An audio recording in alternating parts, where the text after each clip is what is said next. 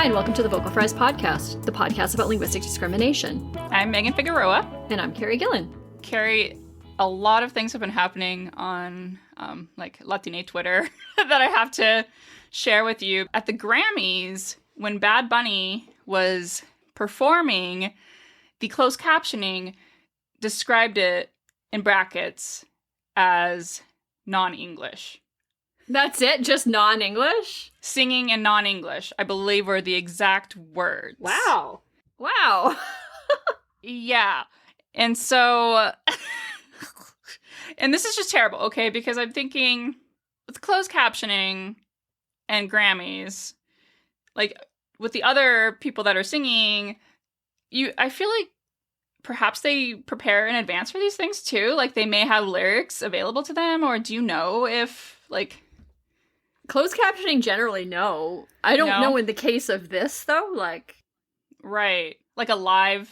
Yeah, live things are nothing. Closed captioning is done at the time of, right? Right. It's not the same as, like, subtitles, which are done, like... You have a lot of time to do them, and then you put the things, you stitch them together, the visual and the two visuals together. Right. But closed captioning, no, it's done live. Right. But you think it could have figured out singing in Spanish, right? I mean, at least to say that it's Spanish, yeah. So the part that's going viral is the non-English part. So it's, creating this dichotomy between English and anything that isn't English, which is what many, at least Americans who speak English do. Whether or not that they do it on purpose or they just haven't been very thoughtful about it. I wonder if the closed captioners are just told, if it's not English, just say non-English. And don't guess, because what if you guess incorrectly? Like, it's Polish and you say it's Russian or something. Yeah. I don't know. Huh. But Spanish. Well, this is why I'm wondering, like, how much preparation, or, like, at least, like, there's a commercial break and they're telling, everyone that Bad Bunny's coming up.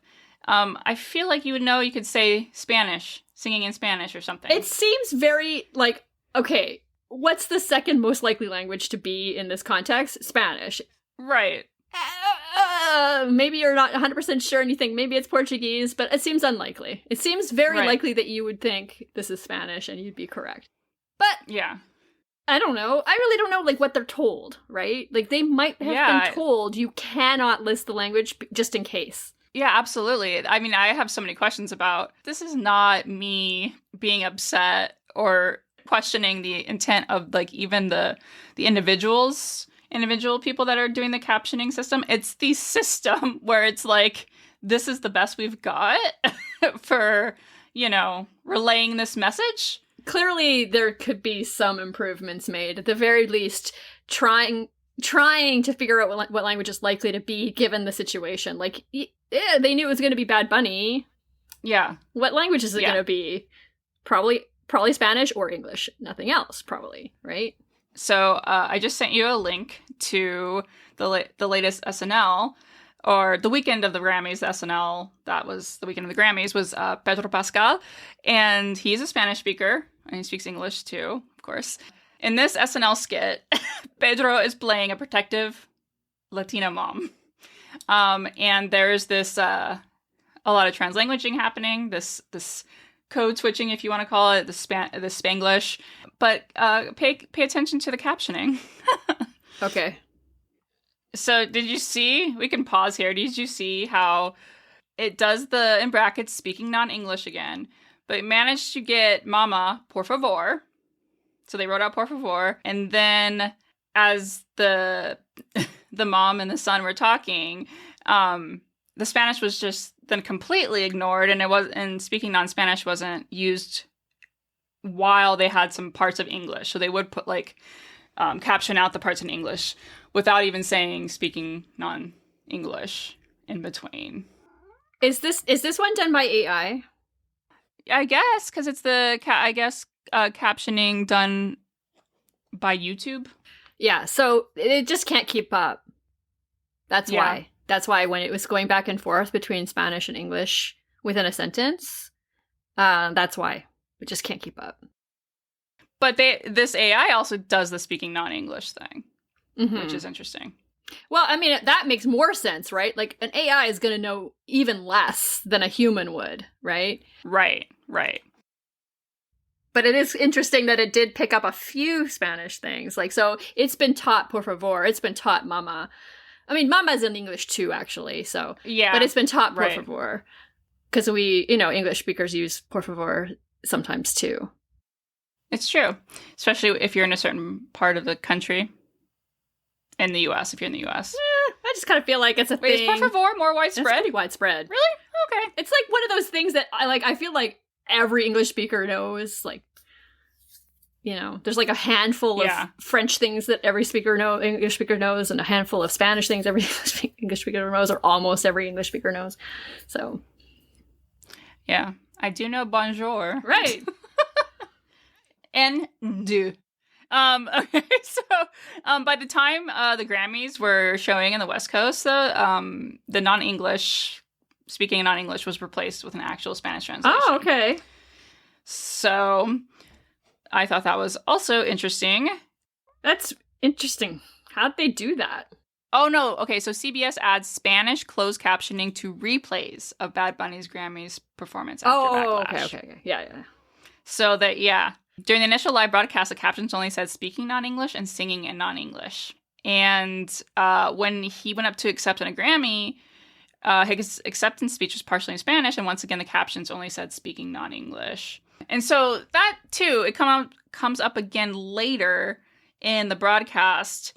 Why is it still speaking non-English? Is there really just a strict rule that says you cannot say, because at this point, you know what's happening, what language he's speaking that's not English.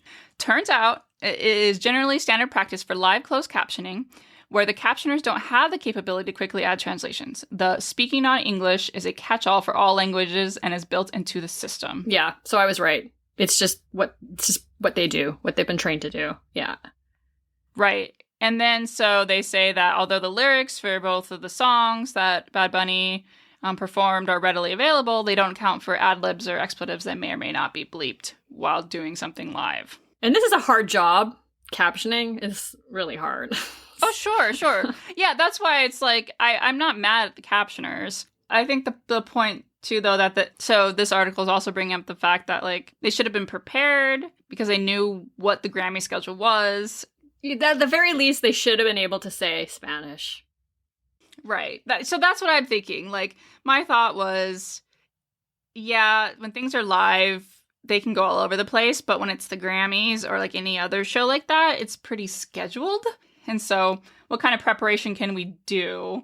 And again, this goes to the point of people that really need closed captioning, and you're just not getting enough information. Like, that's not I guess the people that, need the closed captioning can assume that Bad Bunny is speaking Spanish, but what if he's, like, trying out some French or whatever? I don't know. Yeah, I just think it's not a complete picture for people who are relying on closed captioning. Right. And again, there's probably never going to be a way to make it complete, but to make it more complete. Like, this is information that would be easily added. At the very least, this is Spanish as opposed to any other language. Yeah. And then on top of that, maybe, okay, if there's any ad-libbing, we're just going to have to ignore it, but we'll just put in the lyrics. Like, since we know what song it's going to be. Yeah. And, like, maybe make a note, like, this is these are just the lyrics of the song. Any ad-libbing won't be added. I don't know. There's probably a way to handle this. And maybe going forward they will. I don't know. But I'm hoping they're thinking about it at least. No, I agree. I mean, I think, why aren't we making more efforts to do things even if they can't be perfect or... Yeah. Yeah. Yeah, just try to do a little bit better rather than just not doing it at all. It's like it's an all or nothing thing that exactly. I don't think we should fall into. I think we should always think, is there at least a small thing that we could do to make it better? And then later, make another small thing, as opposed to just being like, I'm not going to try. I'm not going to try, or it has to be 100% perfect. It's like, no, there's lots in between there, and let's just try to get closer to better. as we go forward. Right. And I'll say one more thing about it. So there was an interview with Dr. Yaramar Bonilla. Sorry if I've said that wrong. Who is a professor in the Department of Africana, Puerto Rican, and Latino Studies at Hunter College, and director of the Center for Puerto Rican Studies at CUNY, and Bad Bunny's Puerto Rican. Okay, so Dr. Bonilla says, I think the audience was disappointed. Apparently, this is the standard practice when there's not a multilingual person captioning to just write non-English if that's what they hear. Folks felt like, okay, you're making history here. For the first time, you have a Spanish language act nominated for Album of the Year. This is the largest streaming artist in the world. You know that he sings and speaks only in Spanish. Do better, Grammys. So it's just like the thought that I had too. Like there has to be some preparation put in beforehand, right? For all of these people, just to prep.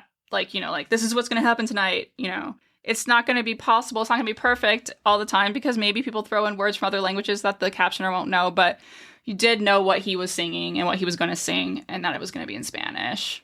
So I think that's the big point. Well, maybe they learned an important lesson because this went viral very quickly. But yeah, it's all really interesting. And the Saturday Night Live, I guess the YouTube captioning system put the same thing. So I guess now we do really know it's kind of standardized practice here. But I think there's, and Saturday Night Live is live too. Yeah, Saturday Night Live is live, but are these captions from that? No, they're from YouTube, right? No, right. I mean, I guess I wasn't watching it live, and I don't use closed captioning, so I wonder what it looked like there. I don't know. No idea. But probably similar if it's standardized. Probably similar, but probably caught more of the English words. Yeah. And probably said not English more often. Like when it was, yeah. Yeah, anyway, it's all very interesting and worth thinking about all these things. Yes. If you know, because again, it's all about accessibility to people other than just English speaking. Or English reading. Or, yeah, English speaking, English reading. I think that's like kind of like a good intro into what we're going to talk about today. Yeah. Yeah, it's a really fun episode and so charming.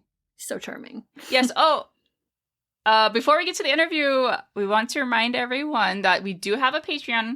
We have different levels. There's stickers. There's a mug. There are bonus episodes, and you get access to all the bonus episodes we've ever done so far. And they tend to be fun and salty. Mm-hmm. So if you want to be a Patreon supporter, go to patreon.com/vocalfriespod. Yeah.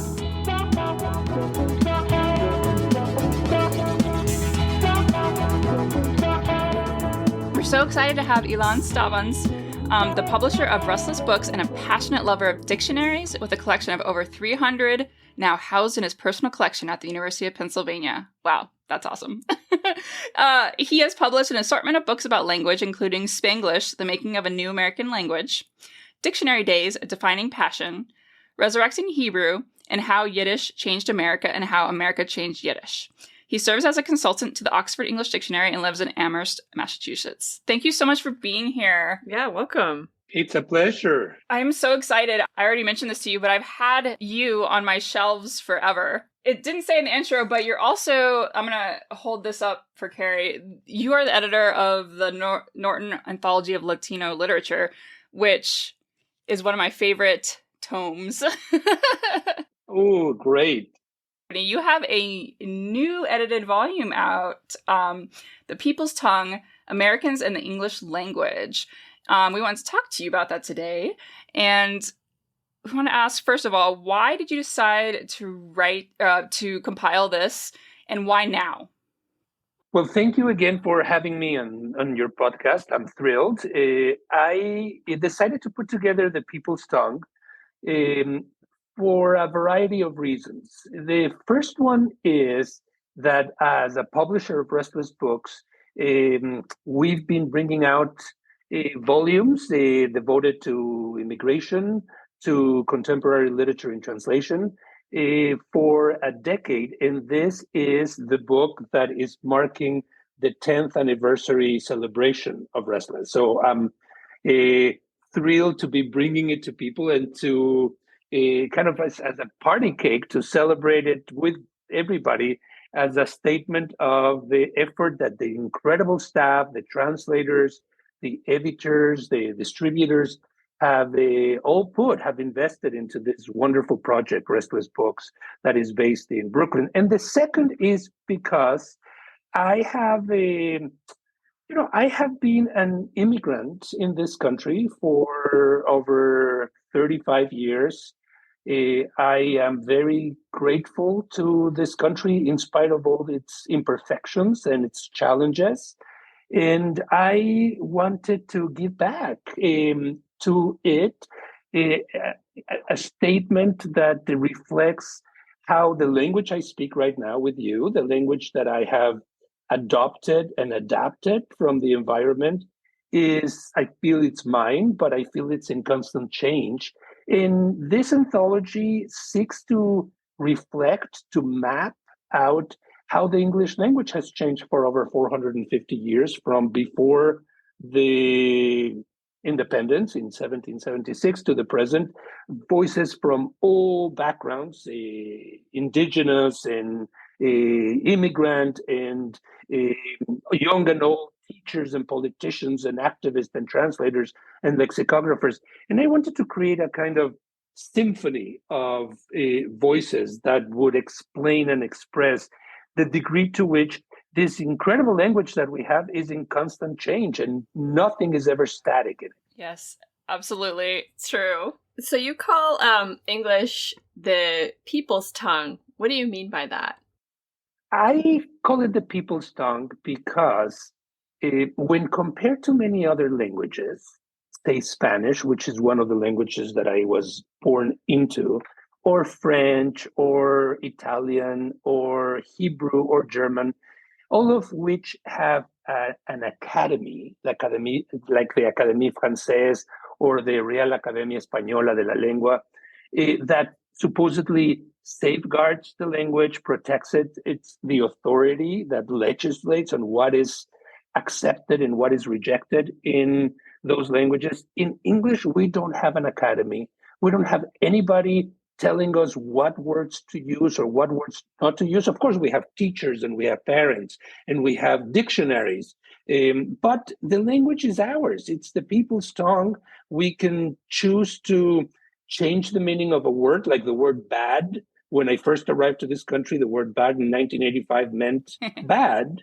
And then after Michael Jackson and many others, the word bad doesn't mean bad. It means good. Right. So it's something that we all decide to do unconsciously or consciously. And it is for us to shape the future as we did in the past and in the present. I love that. And as linguists, and with this podcast, we really want people to know that language is always changing. And I think it's a new concept to a lot of people. What would you say to people that are kind of like grammarians, if you will? Is this like a way for them to see the language as something different? I would invite them to imagine a dinner table where Thomas Jefferson and Emily Dickinson and Zora Neale Hurston and Joy Harjo and James Baldwin were all sitting together and discussing what it means to be maybe an American or simply what it means to be human at different moments in time. The first thing that we would notice if we were sitting at that table is that the language that they use is very different. Each of them is employing the language of the time and space to which they belong. And Emily Dickinson would not understand the word online or woke. And the same thing would happen with Jefferson or even with James Baldwin. So there are many, many words that are jumping into our language all the time. They come from different corners of society. Young people produce many more new words than older people who tend to be more conservative. And it is, even though we always have a kind of base, a bank of words that travels across time, it is rotating, it is being renewed, the meanings get transformed, we come up with new words. And that is what makes languages living languages, because a language that is dead is a language that doesn't lend or doesn't borrow from other languages, that is static. You think of, I don't know, ancient Greek or Latin. Those are languages that don't need the word airplane or the word, I don't know, something for Chinese food or for Mexican food, because they are frozen in time. And the beauty of the English language, though it is a colonial language that we received, was imposed on us, is that we haven't been passive. We have been changing it constantly. And it's today, for better or worse, the most jazzy and innovative language. And it's because of spoken word poets, and it's because of jazz musicians and singers and actors and translators and so many people, and just people plain and simple in the kitchen or in the yard or playing baseball, soldiers and workers. This is the language of all of us. And I love the fact that I share these words with people who are no longer alive, who are not yet alive. And I am a conduit from the past to the future, the way all of us are. That's I great. love that so much. I've done a couple of interviews about the word Latinx, and I get so much hate mail about this word because I say, there are people that use it, so we should respect that. Why do you think people are resistant to something like Latinx? It's a good question, and you will get from me also a controversial answer, not a hate answer, but I think that the fact that we in the Latino community have different ways of calling ourselves is a statement of a community in constant change, in formation or reconfiguration. We are Republican and we're Democrat. We are young and we are not so young. We are recent arrivals as immigrants, and we are Americans that have been here for a long period of time. We can be Cuban Americans, Mexican Americans, Salvadoran Americans, Argentinian Americans, even Spanish or Iberian Americans. And for a long, long time, the shifting names and categories have been a statement of how cohesive or not cohesive we are as a community. We have been the Spanish speaking people, the Spanish people, Hispanics, Latino, Latina, Mestizo, Mestiza, Latinx. And my impression is that Latinx is a statement of a moment where the gender fluidity is very important, and where the X also comes from a background in history that announces the way that certain regions of the world, including Mexico, moved from spelling its name with a J, Mexico, to spelling it with an X the moment it became independent, in order to connect with the Aztec and Nahuatl past. In the early days of the Mexican Republic, the idea was that X was closer to mestizos than the J that we were having from Spain. And so we spelled Mexico, we spelled Texas with an X also, Texas in Spanish. I'm not so sure that it's inevitable that in the Spanish language, because it's a Romance language, nouns have gender. A bee is a she, and I don't know, a ball is a he, el balón. And so trying to eliminate that or pushing it to a kind of neutral sense is controversial. And I am ambivalent about it. Sometimes I think this is a wonderful thing. The language should not impose on us the gendered view of the world. And in other ways, and actually more often than not, I think languages are patterns. We can resist them, we can transform them, but they also shape us. And we can fight for gender and sexual fluidity in many different ways aside from language.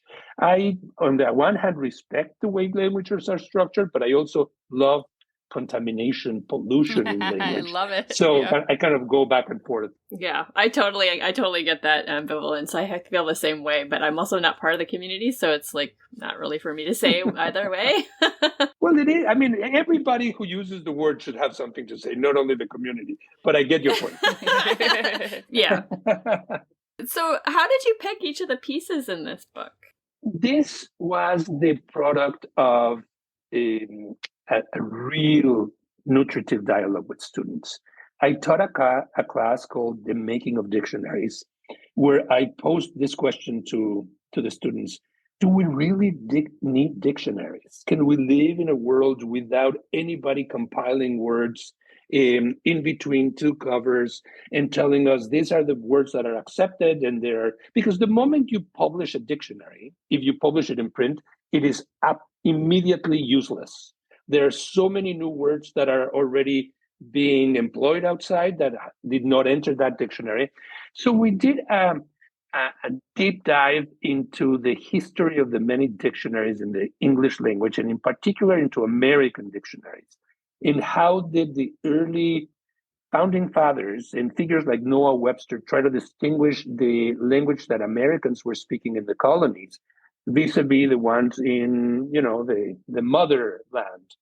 And that generated all sorts of discussions, and the students were bringing in poems and stories and fragments of novels, and then I was bringing in more.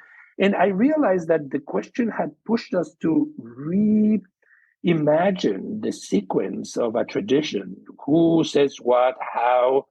And the selection was done ultimately by me, but with enormous gratitude to the students who were proposing a Sojourner Truth's statement of what makes me a woman, the Gettysburg Address, Tony Kushner in Angels of America. I mean, so many wonder. The whole point here is that language doesn't belong to lexicographers, doesn't belong to anybody, but to everybody that uses it. So there are astronauts here, and there are homemakers, and there are comedians. This is who is using the language all the time, and that's why I think the title "The People's Tongue" is hoping to bring forth that kind of a collective view of the real shapers of language, which is just about everybody who says something. In your intro to this, you quote Emily Dickinson, which is like the perfect quote. Let me just find it really quick. A word is dead when it is said, some say. I say it just begins to live that day. Why did you want to start your introduction with that quote? Emily Dickinson is my hero. I live 2 blocks away from where she hid for most of her life. She was this kind of very short, very private woman who seldom went out of her house. We don't really know all the complexities of her mental health and challenges, but she thought poetry as a way to express herself and absolutely revolutionized the way we look at language and the way we look at punctuation. Her punctuation might be one of the most original things any American poet has ever produced. And every time I go to the office, I pass by Emily and I imagine her bringing down her little basket of candy for the neighborhood kids who didn't know her directly but would run to get those candies. And I imagine myself in a dialogue with her. She published only a handful of poems during her life. She was very insecure about her poetry, but her poetry has reconfigured the way we do things. And I mean, if I could have quoted her more, I would have quoted her more in this book. She's quoted, as you said, at the beginning in the introduction, and then there's a section in the book itself as well.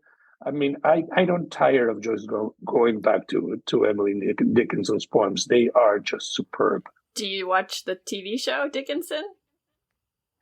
I watched the TV show. I've seen the movies. I've read every biography you can imagine.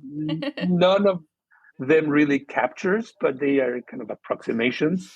And I like that she remains a mystery, that we don't really know who she was, and that her poetry both reveals and conceals Mm. who her dreams and her vision of things. So in this volume, you include everyone from Sugar Hill Gang to Walt Whitman to Dr. Seuss. Why was that important to have this wide expanse of individuals? I am a professor and I am very uncomfortable within academia. I think academia is, on the one hand, a superb opportunity to devote yourself to thinking and to researching and to connect with extraordinary students, young, that will allow you to get the temperature of the world as it is right now. On the other hand, academia can be incredibly isolating. It removes us from the rest of the world. It's pretentious. It's arrogant, and I wanted to really delve into pop culture, into the lowbrow, so to speak, and the highbrow, to just about everybody. Richard Pryor is in the book, and so is Lucille Ball, but Noah Webster and many presidents and many so-called serious scholars of language, because I think it is time to break this unnecessary imaginary barriers between the so-called people in the know and the people who supposedly don't know. But if you're using the English language, you know. And sometimes not knowing, so to speak, I put this in quotations, gives you freedom, much more freedom than having to follow certain grammatical and syntactical rules because you learned this in class. You mentioned how pretentious academia is. This is very true. I'm a first generation college student, so I did not just like quite comprehend until I got there. But in that same vein, I was taking Spanish in college and we were supposed to do the report. And I said that I wanted to do it on Spanglish, which you're very familiar with. And the instructor told me that I could not do that because Spanglish was not legitimate. What a shame. And this was really hurtful to me because I wasn't a linguist yet. And, my dad speaks Spanglish. I grew up around it. And this is what I'm told. I just really appreciate you mentioning how stifling and isolating academia can be. And it's good also to be told no, because when you're told no and you have a fighting spirit, you find ways to say yes. You might come back 5 years later. The teacher is no longer in the classroom. You don't know, you don't have even an email, but you are going to answer that question or respond to that no in different ways. I, as you know, love Spanglish. I think it's exciting. It's beautiful. It's improvisational. It is what people speak, and I think languages in formation are always that way. They are the result of necessity. People use the words that they can, and if somebody understands them, the act of communication took place. So why limit that? Yeah, absolutely. And it's patterned. So people think it's late. They call it so-called lazy. There's no lazy language, for one thing. There's no lazy language. There's no broken language. Exactly. All languages are either broken or are fixed, depending on how we see them. And Spanglish is anything but lazy. It has speed, it has power, it has energy, it has much more of all those qualities than many other so-called standard languages. I feel that Spanglish is unstoppable. I completely agree with you. I think it's so beautiful the way that my dad speaks Spanglish. And every time I'll ask him, because I did not actually grow up speaking Spanish, like that, third generation American kid that didn't, I was the youngest grandchild, so my grandparents were gone, so I didn't learn Spanish. But when I ask him to define something for me, or what's the word for this in Spanish, he'll always second guess himself. And it makes me really sad, like as if he does not know the language that he was born into. He must be part of a generation that was told that if they don't speak full-fledged Spanish, then they have betrayed that language, or they are inefficient, or they are handicapped, or they are whatever the term would be here. And that creates a kind of psychological, knot in your brain that you are not quite authentic, you are not legitimate, and it's baloney. It does make sense. It's languages. Spanish began as Spanglish today by stealing from Vulgar Latin, by incorporating elements from the environment. The highbrow, pretentious professors and scholars were saying, either speak Latin or don't speak at all. Yep. And look, Yep. 3 centuries later, you have great masterpieces written in that language. So it's just the shape of things and the tension between generations. Yes, it's a tale. Every generation, there's the same complaints over and over again. Absolutely. Whichever language you're talking about is becoming more and more barbaric over time. Absolutely. Yep. So which of the pieces in this is your favorite? Or is that like picking a favorite child? It's like picking a favorite child. Although you might have one, you will never say it. Okay. Yes. You will keep it to yourself. But I can tell you of many that I love. I because I grew up in Mexico and didn't know Spanish, when I came to the United States already at 25, Allison, who would later on become my wife, showed me for the very first time a Dr. Seuss book. And for me, it was like thunder and lightning just taking over. The beauty of the language of Dr. Seuss, and now we know the complexity of his own mind and certain stereotypes that he used of Chinese Americans and Jewish Americans during the Second World War. But the beauty of Green Eggs and Ham, or The Grinch, or The Lorax, and when I went to the folks of the estate, they would only allow me to use 2 or 3 lines because it is forbidden for. So I just couldn't not have something by Dr. Seuss. But had I had the choice, I would have included the entire Green Eggs and Ham or the entire Lorax, which is not that big. I love, it's not a linguistic statement itself. It's a political statement, but I think the Gettysburg Address by Lincoln is one of the most superbly written pieces, concise, direct, powerful, emotional, lasting. And I am an absolute student of that. I included in the book tweets by President Donald Trump.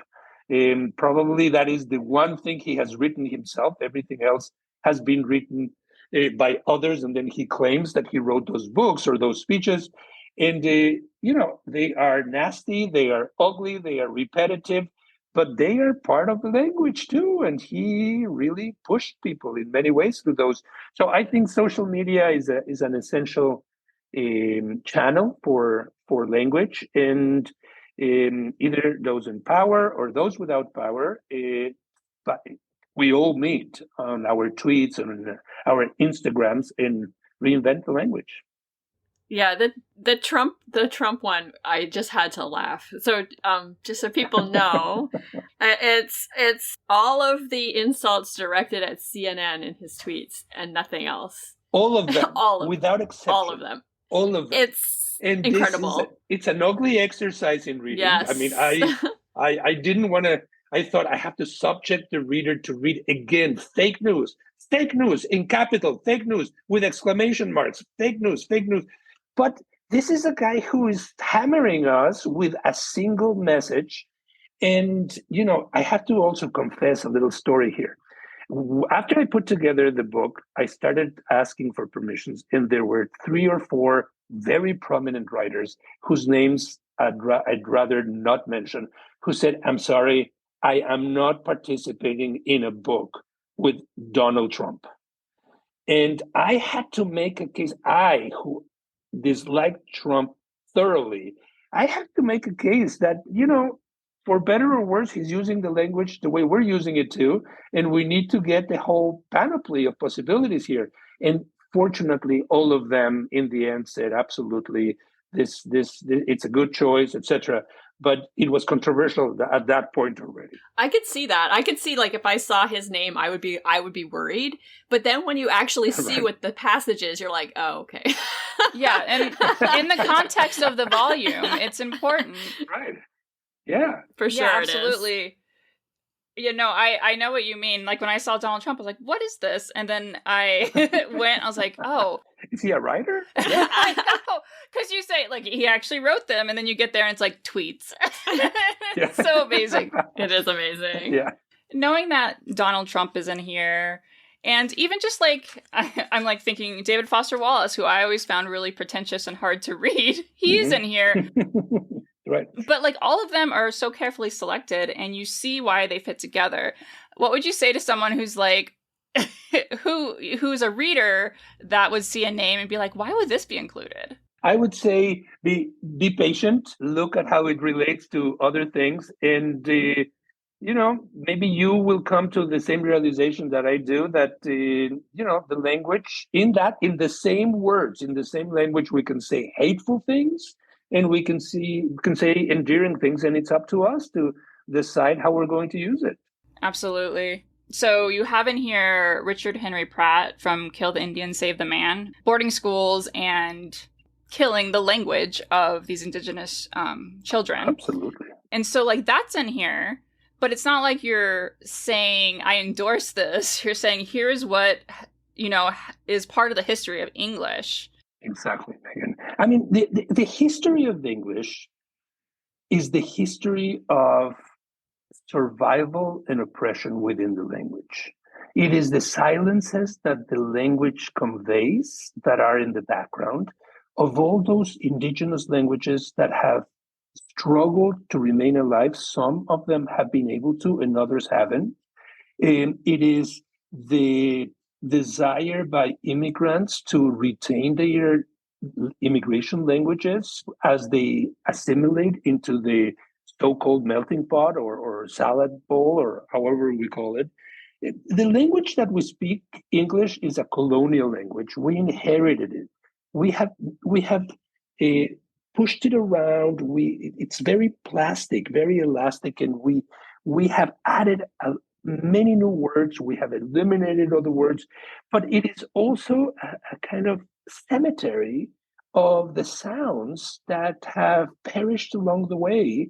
And for every beautiful word that one hears, there are traces of other words that haven't made it in other languages, in other people. And I think that what I wanted to do, what the students and I were doing, is reflecting that presence of the language as a kind of stable and unstable field where there are ghosts who are talking to us from the past, and they are yet unborn speakers who will say, "Thank you for this," or "Oh, this is unfortunate that you did this," and now we'll carry the language forward. But in the case of slaves, the slave trade, the case of the indigenous population, the case of many who crossed the borders, and for a long period of time until the 1950s, they had to live in a sink or swim reality where, like your father or your grandfather, could not speak Spanish because they were told, go back home, go back to Mexico. You're speaking only English. And now we're more permissive, we're more elastic. We account for that transformation. But this is not to say that it isn't happening right now as well. I mean, every time we use this language, it also states that we're not using other languages. And it's a Darwinian world, the world of languages, where some survive and some don't. There are approximately 7,000 different indigenous languages alive throughout the Americas right now. And some of them only have 2 or 3 speakers. So will they survive? It's a big effort. On the other hand, the arrival of Spanglish, which is a new language, can generate a lot of discomfort among people because it is displacing English or displacing Spanish or doing other things. So it's the linguistic field is always tense, always filled with kind of bombs and explosions. Going back to Donald Trump, though, I've mentioned on the podcast before that I don't like how people on the left say that he doesn't speak good English or he isn't even speaking English. Because when we say something like that about Donald Trump, it doesn't hurt Donald Trump. It hurts people, immigrants, people like my dad, Sure. People that have been historically minoritized. It hurts them. It doesn't hurt Donald Trump. It absolutely, you're absolutely right. And, one of the things that we have forgotten in this very divided moment in American history where we have dehumanized those that don't think like us, this is very dangerous. It is very important to recognize that, we are in a country where democracy is a messy affair by definition. People have different views, and by dehumanizing them, we are dehumanizing a part of ourselves as well, because the voice of those that don't think like us help us shape our own views. And it's important to give them credit, as important as it is for them to give us credit. And I think they should start with language. I was writing for a publication yesterday. The article's going to be published soon. The difference between how Latino Republicans and Latino Democrats use the English language. And yes. It is dramatic. It is so dramatic. It's so dramatic. You were talking about the Latin X. Forget that. I mean, the Republicans will use Hispanic. Democrats will use Latino. It's as if these were totally different minorities. The conservatives will not like Spanglish. The progressives will like Spanglish, but only if it takes a certain taste or go in a certain direction. So it's very interesting how we can demonize those that don't speak like us, but it's very dangerous doing that because we're demonizing ourselves. Oh, absolutely. And you're so right. I'm so glad that you said that because I was like, okay, Latinos that are Republican say Hispanic, and I'm glad to hear someone else confirm my thoughts on this. Yes, absolutely. Yeah, and I've never identified with that word. It emphasizes the Spanish-speaking part of it, and exactly, yeah, it goes back to Spain. And again, I didn't grow up speaking Spanish. But on the other hand, I mean, it generates discomfort. But Spain is half of what Latin America is, the other or a portion of what Latin America is. So we can't negate it. It's important to live with it and to digest that heritage. Yeah, absolutely. Also, Latin is just the language behind the whole thing. I was also writing the other day about the fact that I'm sure in your neck of the wood as well, whenever somebody gives a speech or a sermon or opens up a kind of discussion, it has become fashionable to acknowledge that these lands were taken from indigenous population, and you list the indigenous population as it should be done. But very seldom, in fact, I haven't heard it, does anybody say that the language itself that we're using to acknowledge that usurpation is a colonial language, in the English language. So it's not only that the lands were taken, but the language was taken as well. But on the other hand, Walter Benjamin said once that the history of every civilization is the history of barbarism. We're barbaric and civilized at the same time, and those two sides keep on fighting constantly. Barbaric comes from the Berbers, which were a group that was perceived to be un-European, threatening, undermining the foundation of Greek and Roman civilizations. And the word has mutated over time. And the fact is that we employ that term barbaric as a synonym for primitive whenever we want to feel that we are more sophisticated than somebody else, or whenever we want to endorse certain values. Language itself, it's like when we talk about, does a firearm kill people, or is it the person who used the firearm who is killing people? The same thing happens with language. The same beautiful words can be used for very destructive efforts. And the word barbaric is a statement of that type of thing. The word barbaric as such is so interesting because of its history. There's another part I want to say that I think is important. The book also wants to account for the language of the deaf in this country and how the deaf have been perceived as dumb, as unintelligent, incapable of full language. And there is a whole parallel or concurrent debate within the book of the language of those that don't use verbal language and how they are perceived, how we perceive ourselves, and how do we shape a tongue that can be through silences, can be through gestures. And it goes back to the 18th century and the 19th century. And some of these statements can be very demeaning today, but not including them in the book, I think would be worse than including them and contextualizing them in the proper sense so that people figure out that we speak languages of silence and we speak languages of sound. We speak with our tongue and we speak with our hands. And all that is communication. Absolutely. And without including things like this, which may be of their time, we don't understand how we got to the point today where we've completely erased sign language from the conversation. You know, there's a beautiful piece in the book by Amy Tan who talks about how her mother, who was the immigrant from China, was always told that her English was incomplete.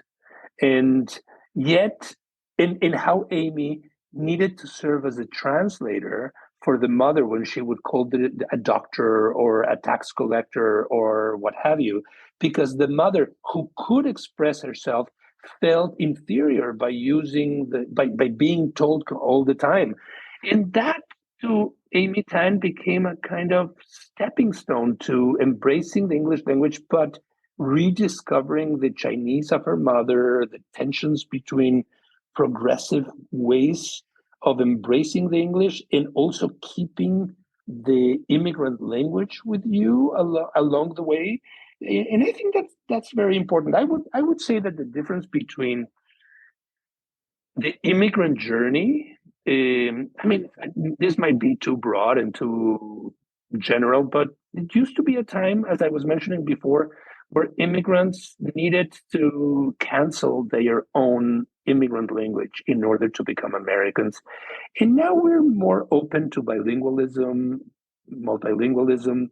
We realize that in the global economy, we need to have other languages, and immigrants can be engines of entrepreneurship in that sense.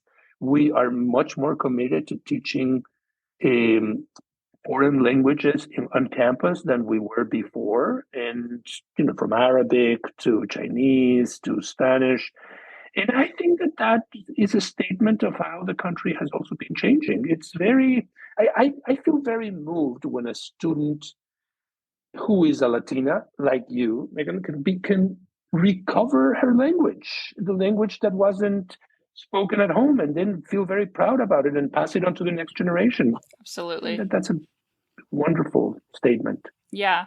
And just because I didn't have a relationship with my father in Spanish when I was younger, we can still have that as I'm older now. Exactly. Yeah. It might sound a little bit different, but that's okay. Hey, that's okay. That's part of the deal. Yeah, exactly. I mean, every generation's different anyway, so you're just different from other parts of the same generation. That's all. And then you, when you're young, you're the progressive. You're the one that is pushing things. And eventually you're going to become old and you're going to be the one that the younger generation is going to criticize. Yeah. We all play different roles in life. It's true. It's the circle of life. What a beautiful thing. Well, we're running out of time here with you. This has been so amazing. Yes. I have loved this. I've loved talking to the two of you. Oh, Thank you. My gosh. Thank you. I mean, there's so much in this. I could talk for hours. Is there anything that you just really want to convey to our listeners about this volume?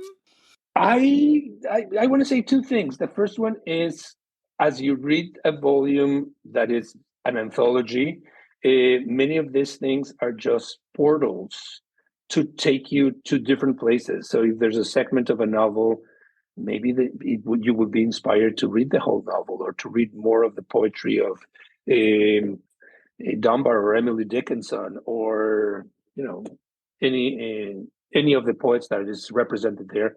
And the second is that I truly have loved spending time with the two of you. Aww. I love the kind of casual, passionate way that you're doing your podcast. Aw, thank you. It feels that in and of itself is a statement of the language, Aw. how we use the language. Thank you so much. It's definitely Aw, a labor thank of you. love here on the Vocal Fries. Yes, definitely. And we're super cash. Yes. If we're anything, it's super I can cash. see. That's right. And we always leave our listeners with one final message. Don't be an asshole. Don't be an asshole. Don't be an asshole. Yes. Thank you so Thank much. you. My pleasure. Be well. Continue doing that good work. Oh, thank you.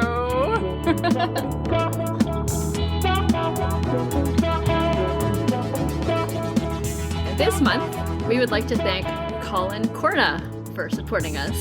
Thank you very much. Thank you so much.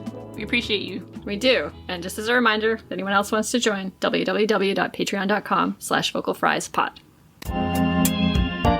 The Vocal Fries podcast is produced by me, Carrie Gillen, for Halftone Audio.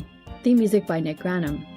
You can find us on Tumblr, Twitter, Facebook, and Instagram at Vocal Fries Pod.